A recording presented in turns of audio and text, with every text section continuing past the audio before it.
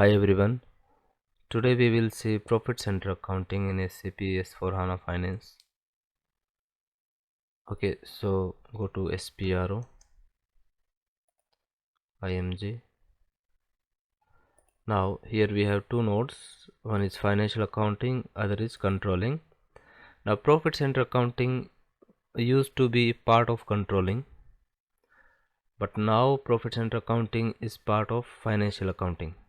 So when it is profit center accounting is part of controlling, we need to go here controlling and profit center accounting, and we need to activate the profit center accounting. First of all, we need to set the controlling area, which is VOLV Volvo. Okay, here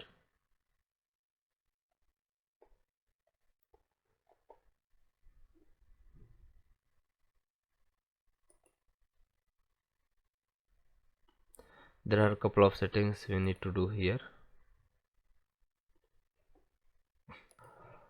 but now since profit center accounting or profit center is part of financial accounting, we don't need to go to the controlling node and do anything here. We have to use financial accounting, general ledger accounting, master data, and here you can see profit center. So profit center can be used basically two ways. It can be used either through controlling, or profit center can be used through financial accounting. Now the most recommended solution is to use profit center as part of financial accounting, because most of the companies will have balance sheets or the financial statements at profit center level apart from the company code level. Okay, so this is the mostly used dimension for the reporting purpose. So profit center is now part of financial accounting. So there are a couple of settings we need to do here. Okay, so first of all, activate profit center accounting and controlling area. Okay, so select the controlling area, VOLV.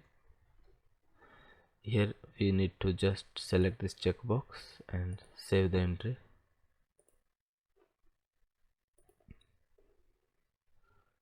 Come back. Now define profit center hierarchy in controlling area. So again go to position,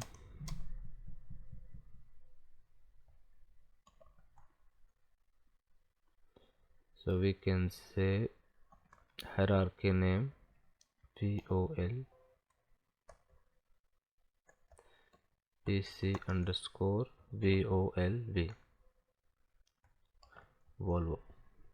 This is the hierarchy, which is like the top node. Everything we create as profit center master, that would be under this hierarchy. So under the hierarchy again we will be having different profit center groups, and under those profit center groups we will be having different number of profit centers. So this is the top node under the controlling area. On top of hierarchy we have controlling area. Okay, so that's why this is a mandatory setting. So now this is the hierarchy we have created over there. Now we need to give the description here,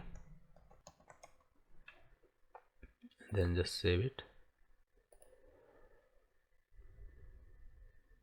Now we have defined the basic settings for profit center accounting.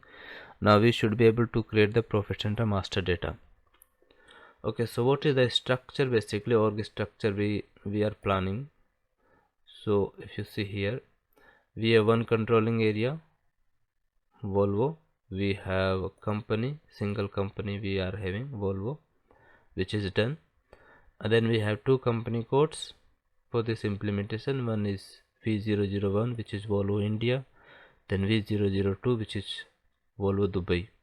This is not yet done. currently we are working on V001 only. Same thing if you see in the diagram here, on the top we have company, then we have controlling area. Under the controlling area we have chart of accounts, and then we have two company codes linked directly to these three org units. Okay, further if you see we have segment. So okay, in another video I will explain you the meaning of segment, the use of segment, and what is the profit center basically, why it is used, what is the benefit, and what is cost center, what is business area, what is the difference between all these org units, right? So there I will in detail I will explain everything. Now we are just configuring these org units. So this is an overview. You can see in this line these are the segments. These are the segments for Volvo. So segment has 5-digit code. T0001 is transport solution, then this is construction, energy, finance, autonomous.